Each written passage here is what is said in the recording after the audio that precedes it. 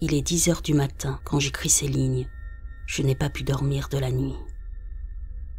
Je vis dans un petit village de quelques centaines d'habitants, au milieu de nulle part, dans le nord de l'Inde. Il est entouré d'une immense forêt à l'ouest et de terres agricoles sur les 3 autres côtés. Ma maison se trouve à l'angle sud-est du village. La nuit dernière, vers 2 heures du matin, j'ai été réveillé par un cri à glacer le sang venant de l'est.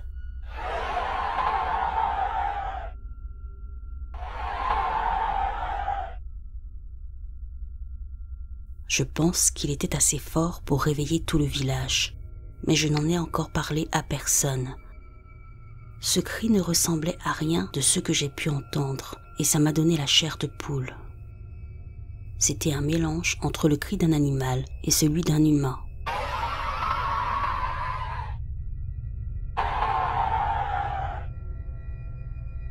Il faut savoir qu'il n'y a pas d'animaux dans notre région, à l'exception de quelques chiens errants et de quelques sangliers. J'ai rapidement éteint toutes mes lumières et j'ai regardé par la fenêtre qui donne sur le sud. C'est alors que je l'ai vu, à environ 100 mètres de moi. On aurait dit un chien géant courant sur 2 pattes. Sa fourrure était d'un blanc argenté à la lumière de la lune. Il courait à très grande vitesse et a traversé la forêt depuis l'endroit où je l'ai vu en 30 secondes environ. Mais au milieu de sa trajectoire, alors qu'il était assez proche de ma maison, il s'est arrêté quelques secondes et a regardé dans ma direction. Je ne sais toujours pas s'il me regardait ou s'il regardait autre chose. Une chose à laquelle j'ai pensé, c'est la lenteur avec laquelle ses pattes bougeaient et la rapidité avec laquelle il courait, ce qui pourrait signifier que la créature était très grande, environ 2,50 m de haut. J'ai très peur en ce moment, car dans mon village, il existe un dicton selon lequel nous ne devrions jamais regarder par nos fenêtres la nuit.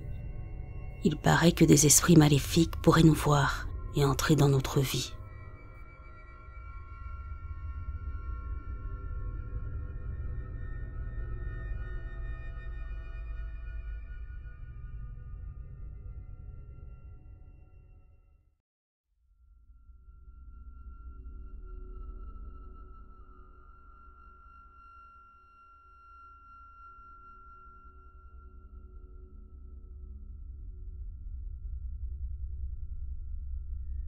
Voici ma rencontre avec ce que je crois être un dogman. Cela s'est passé l'année dernière, vers juin ou juillet, je ne me souviens plus très bien. Je travaillais dans une très grande usine d'air conditionné à peu près au centre de l'Arkansas que je ne peux pas nommer car il serait facile de me reconnaître après avoir énoncé ce que je vais dire. Un soir, je suis sorti du travail vers 8 heures de l'après-midi. Je me suis rendu chez l'un de mes collègues et j'ai commencé à boire beaucoup de bière. Mais il était bien plus de minuit quand j'ai quitté sa maison pour faire la demi-heure de route jusqu'à chez moi. Un conseil, ne buvez jamais lorsque vous devez prendre la route. J'ai de la chance de ne pas avoir été pris ou d'avoir tué quelqu'un. Mais j'étais sur l'autoroute principale qui relie Stuttgart à l'Angleterre et je roulais à environ 100 km/h. Et je n'avais vraiment pas de circulation à venir car tout le monde allait dans la même direction que moi ou avait déjà bifurqué ailleurs.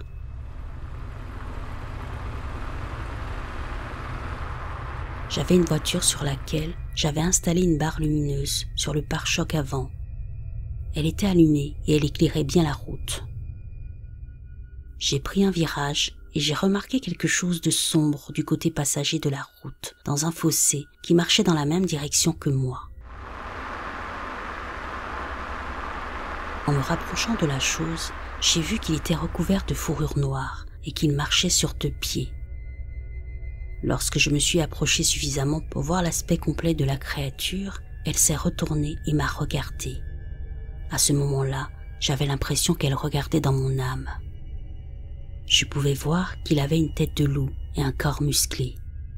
Je ne sais pas si c'est parce que j'avais un peu bu que j'ai vu cette chose, mais en tout cas, je ne me suis pas arrêté. J'ai continué à rouler et j'ai fait le reste du trajet en roulant à plus de 100 km/h.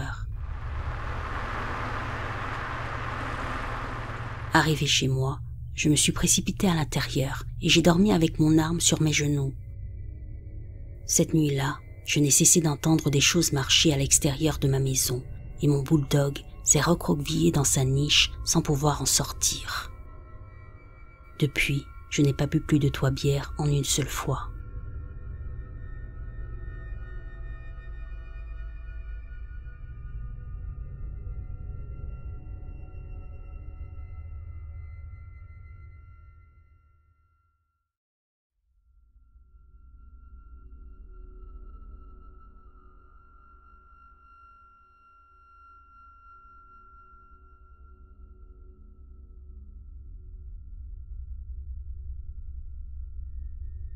Ce que j'ai vu semble fou, mais après 15 ans, je m'en souviens encore aussi clairement que le jour.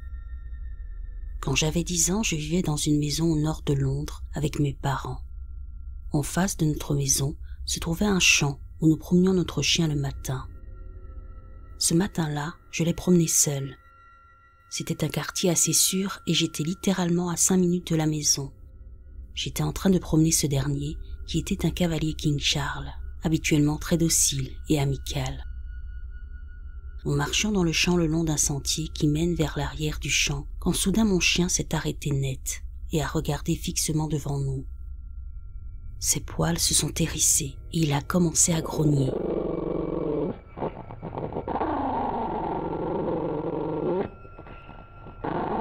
J'ai regardé dans la direction où son regard était fixé et j'ai remarqué, à environ 15 mètres, une créature grande et élancée. Elle mesurait environ 1,80 m et avait de longs doigts sur sa main, mais en raison de la distance, je ne pouvais pas vraiment savoir s'il s'agissait de doigts ou de griffes.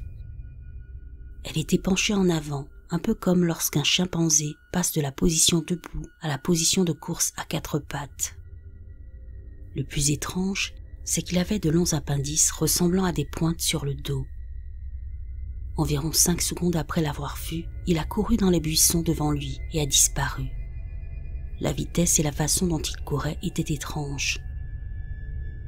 Je peux dire que j'ai fait demi-tour et que je suis rentré directement à la maison à une allure assez rapide.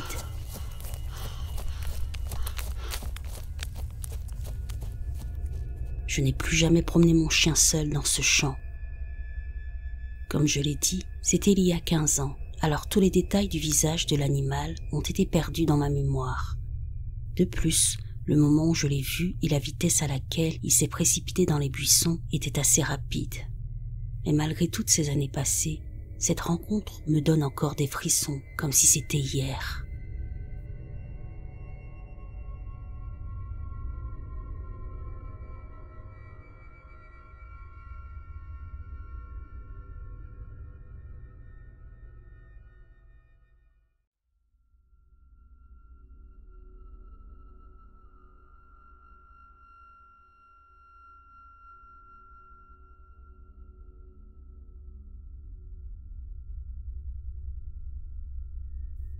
Je vis dans le centre du Kansas, pas très loin d'une réserve, dans une ferme qui a été établie vers 1858.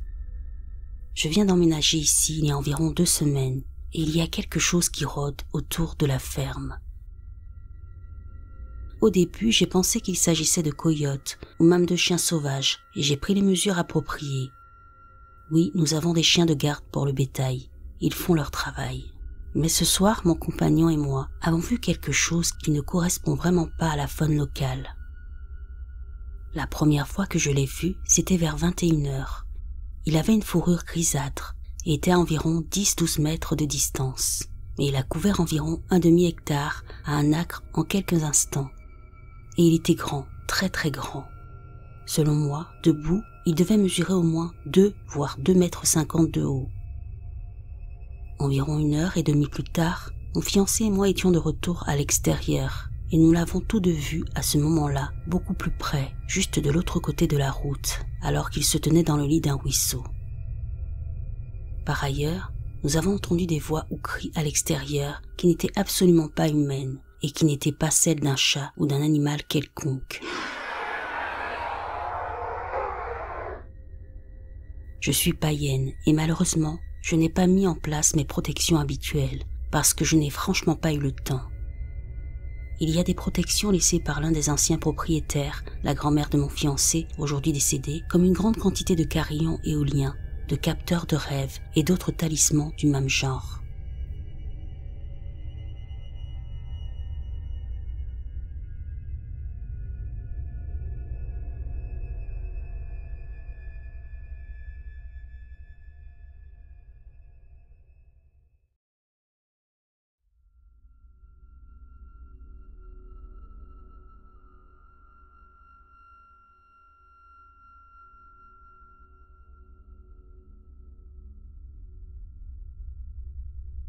Je raconte ceci principalement à partir de ce dont je me souviens avoir entendu il y a plus de 8 ans. Mes parents ont vécu de nombreuses situations qui les ont amenés à remettre en question toute explication logique. Pour mettre les choses en contexte, ceux-ci étaient autrefois enseignants, aujourd'hui à la retraite et menant une belle vie. Il faut savoir qu'ils ne tombent pas facilement dans le piège de ce qui sort de l'ordinaire et trouvent généralement une raison derrière tout ça. Cette ligne de pensée les a beaucoup aidés lorsqu'ils ont commencé à travailler, car ils étaient généralement envoyés dans des endroits très profonds dans les forêts du Mexique pour enseigner aux enfants. Et laissez-moi vous dire que ce n'est pas une tâche facile. À l'époque, bien que ce ne soit pas aussi violent qu'aujourd'hui, les principaux dangers étaient surtout le mauvais état de la plupart des routes traversant ces villes, ainsi que l'imprudence des agriculteurs au volant et les animaux sauvages qui traversaient généralement à l'improviste. Il n'était pas rare d'avoir des accidents de temps en temps, mais heureusement pour ma mère, mon père a toujours eu plus de nerfs d'acier pour conduire que la plupart des gens que je connais.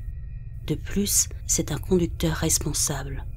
Non pas que ma mère ne le soit pas, mais elle a tendance à aller vite parfois. En général, mes parents restaient dans la ville où ils enseignaient pendant la semaine, et dès le vendredi après-midi, ils partaient vers la capitale de mon état d'origine, ce qui avant l'amélioration des routes, au début des années 2000, se traduisait par un voyage en voiture d'au moins 6 ou 7 heures, avec retour tous les dimanches après-midi en ville pendant l'année scolaire. Mais un week-end, il y avait une grande fête dans la ville voisine, de l'autre côté de la montagne. Un mariage entre un de leurs amis et une habitante de la région. Et pour cela, la famille de la mariée a décidé d'organiser cette grande fête un vendredi après-midi, qui s'est prolongée jusqu'à tard dans la nuit.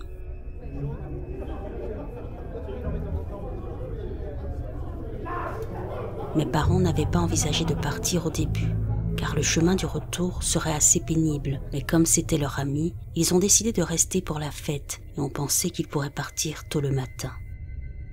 De plus, les vacances d'été allaient commencer et ils n'étaient pas pressés de rentrer chez eux.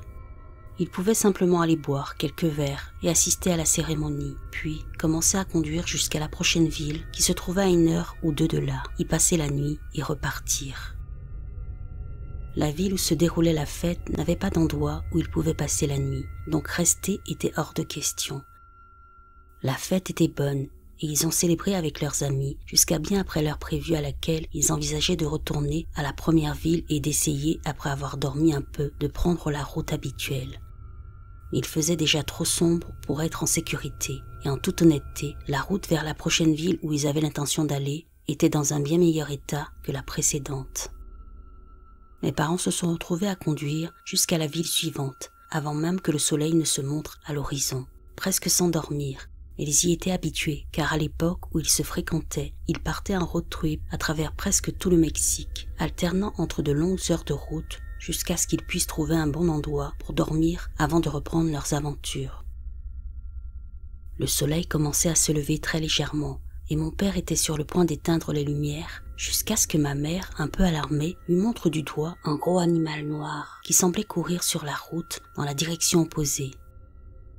Au début, mon père pensait que c'était un ours, à l'époque où il y avait encore des ours sauvages, et ma mère pensait que c'était un gros cerf à cause de la vitesse à laquelle il se déplaçait. Mais ce n'était ni l'un ni l'autre.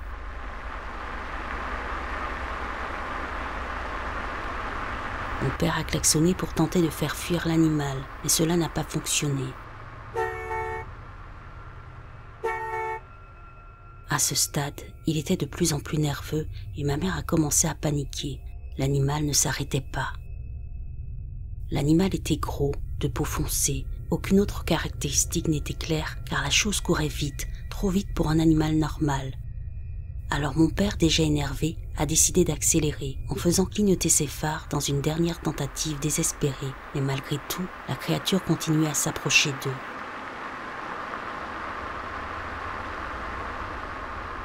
Ils se préparèrent à l'impact, mais la créature sursauta et les dépassa d'une manière ou d'une autre. Il leur a fallu attendre d'arriver à la ville la plus proche pour se rendre compte de ce qui s'était passé. Mais ils ont tous deux pensé qu'il s'agissait probablement d'une sorte de cerf ou de bison rouge en raison de sa taille. Ils ont trouvé un hôtel et ont réservé une nuit pour dormir, décidant de reprendre leur voyage le lendemain avec plus d'énergie. Ce n'est qu'à midi, quand ils se réveillèrent et se rendirent au restaurant le plus proche pour manger, qu'ils entendirent quelque chose de très alarmant. Un homme du village qu'ils venaient de quitter au milieu de la nuit conduisait jusqu'à l'endroit actuel, aussi vite qu'il le pouvait, plus pâle qu'un drap, disant que certaines personnes du village où la fête avait eu lieu étaient rentrées chez elles et en se réveillant le lendemain avaient trouvé plusieurs animaux morts dans leur ferme, complètement vidés de leur sang et avec 2 petits trous dans leur corps. Ma mère a regardé mon père et à ce moment-là, ils ont tous les deux réalisé que ce qu'ils avaient vu sur cette route n'était ni un cerf ni un bison.